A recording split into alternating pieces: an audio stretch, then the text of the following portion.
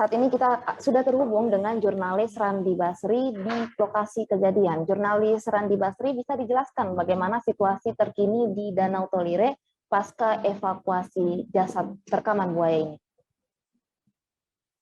Terima kasih rekan yang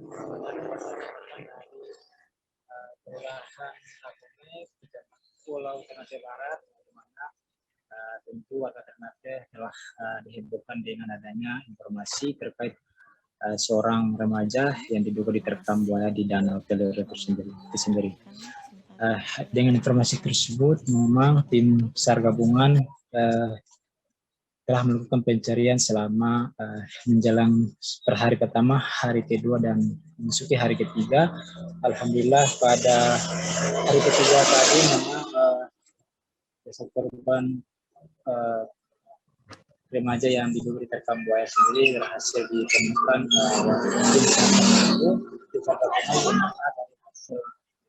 proses evakuasi pun membutuhkan waktu atau medan yang begitu sulit. Hal ini juga dibenarkan oleh Kepala Basarnas Ternate, Fatur Rahman, di mana diri menyebut terkait dengan insiden ini memang tim SAR gabungan telah melakukan operasi SAR selama 3 hari berturut-turut. Dari operasi SAR ini tergabung baik dari TNI, Polri, dan instansi yang terkait, di mana dari proses proses pencarian hari pertama hingga hari kedua memang tim SAR membutuhkan waktu, dan kemudian di hari ketiga tim SAR berhasil menemukan korban di mana dengan posisi yang berpindah-pindah. Ini juga menurut Fatur Rahman, di mana dirinya menyebut terkait insiden ini timnya disebar pada beberapa titik yang ada di Danau Tolire itu sendiri. Terkait ini juga Fatur Rahman menyebut terkait insiden korban sendiri setelah dilakukan evakuasi memang dalam bentuk tidak utuh lagi, dua tangan tidak ada, dan ini juga upaya evakuasi terus berlangsung oleh tim SAR gabungan. Dan pada pukul 15 lewat tadi tim SAR berhasil mengevakuasi korban yang mana medan sehingga setelah melakukan proses evakuasi tim SAR langsung mengarahkan mobil dan langsung membawa jenazah korban ke rumah korban sendiri. Nanti seperti tiga saya kembalikan. Baik, terima kasih rekan Randi di lokasi kejadian. Tribuners, terdapat tayangan wawancara bersama selaku Kepala Basarnas Ternate. Berikut tayangannya untuk Anda. Setelah itu kita bawa ke keluarga ke rumah duka. Setelah ke rumah duka kita laksanakan adalah sesuai dengan proses berupa adalah di situ kita laksanakan yang pertama adalah temporensik untuk melaksanakan identifikasi terhadap korban tersebut. Nah, setelah diidentifikasi baru kita serahkan kepada keluarga korban. Jadi seperti itu.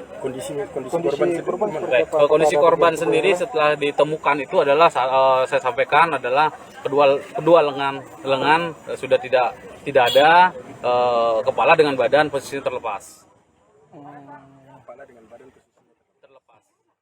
Ada kesulitan untuk proses evakuasi tadi? Ya, kesulitan dalam proses evakuasi itu adalah karena medan yang dihadapi dengan tingkat kesulitannya adalah dengan binatang itu sendiri, yaitu buaya. Nah, itu agak mengganggu dari tim kami untuk melaksanakan proses evakuasi, dan juga medan yang saya sampaikan itu adalah ketinggiannya kurang lebih sekitar 200 meter. Makanya di situ ada tahap-tahapan yang harus dilalui berupa tingkatan dari awal penarikan sampai menuju ke titik terakhir. Jadi seperti itu. Kalau titik koordinat korban sendiri di mana? Berada di mana? Kalau titik koordinatnya kami belum melakukan pemetaan terhadap koordinatnya adalah awal dari hilangnya itu bergeser sekitar 500 meter dari lokasi kejadian terjadi posisi awal digigit. Cara evakuasi tadi? Cara mengambil korban dari permukaan air. Nah, cara pengambilan itu kita menggunakan berupa alat, berupa kayu kita pergunakan. Setelah itu kita masukkan korbannya ke dalam kantong mayat. Jadi seperti itu. Baru kita tarik ke atas menggunakan sistem di situ dengan teman-teman potensi yang terlibat dalam pelaksanaan operasi tersebut. Jadi waktu tadi. Dari proses waktu evakuasi kurang lebih sekitar 1 sampai 1,5 jam dilakukan proses evakuasi dari bawah menuju ke atas. Jadi dengan ditemukannya korban ini operasi SAR akan itu? Ya, jadi dengan hasil yang kita sudah laksanakan, operasi SAR kita nyatakan ditutup, kurang lebih tadi jam 16.15 kita operasi SAR nyatakan ditutup. Untuk penemuan korban kan dari kemarin, apakah proses evakuasi tadi posisi jenazah tepat di lokasi yang sama ataukah bergeser? Untuk saya sampaikan tadi, untuk korban itu adalah terjadinya pergeseran-pergeseran, baik itu menuju dari titik awal hilangnya menuju 500 ke arah utara, setelah itu menuju ke arah selatan, setelah itu kembali lagi ke arah utara. Jadi prosesnya itu yang menyebabkan kita melaksanakan penyisiran yang cukup membutuhkan waktu untuk menemukan target, dan juga dengan dibantu dengan tim yang menggunakan drone itu menemukan titik sasaran di mana dia, termasuk pergeseran-pergeseran pun dengan menggunakan alat tersebut. Diperkirakan berapa buaya di sini, Pak? Nah, kalau untuk buayanya kita tidak mengetahui jumlahnya berapa, tapi yang terpantau pada saat dilaksanakan drone itu adalah pada saat awal ada tiga buaya yang kita lihat kan awalnya adalah 3 buaya. Jadi itu adalah posisinya dengan buaya yang kecil ada membawa target, yang 2 buaya itu ada di sebelah kanan dan sebelah kiri dari target tersebut. Harapan terakhir pada kawasan ini seperti apa, Pak, nanti? Nah, harapan terakhir dari kawasan ini, kawasan pariwisata tetap dilaksanakan tapi mengikuti aturan-aturan yang ada di daerah tersebut. Jangan sampai tidak mengikuti aturan yang sudah ditetapkan oleh pemerintah daerah maupun sesuatu yang tidak diperbolehkan.